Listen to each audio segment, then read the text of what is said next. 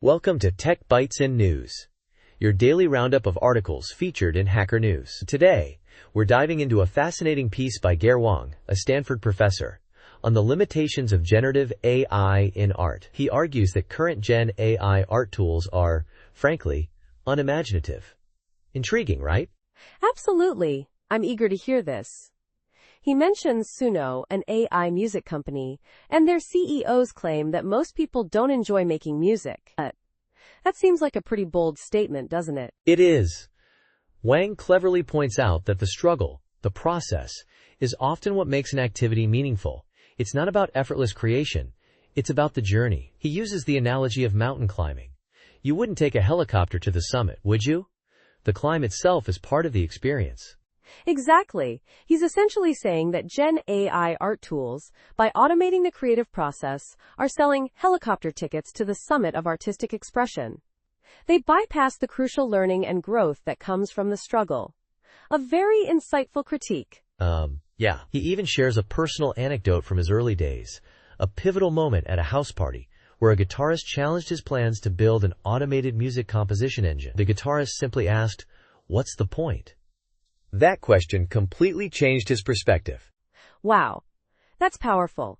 It highlights the importance of intrinsic motivation in art, not just the end product.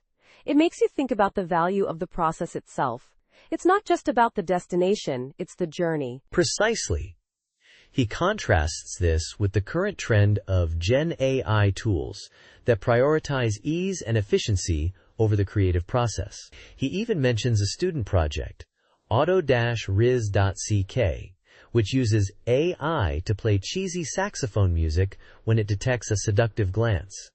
It's completely useless, but utterly brilliant. I see. That's a great example of using AI playfully, focusing on the process and exploration rather than a purely functional outcome. It challenges the notion that AI should only be used for productivity. It's about the joy of creation, not just the result. Yeah. He quotes John Cage, "What we need is a computer that isn't labor-saving, but which increases the work for us to do."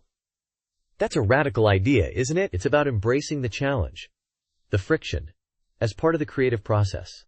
It is. It's a counterintuitive approach, but it makes a lot of sense.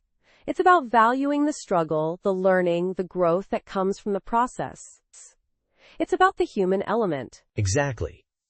Wang worries that companies like Suno, by focusing on frictionless convenience, are creating a generation of passive consumers rather than active creators.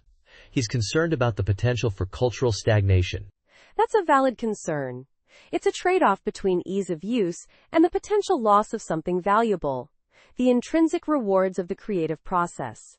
A very thought-provoking piece. He concludes by emphasizing the importance of embracing the challenges of creation.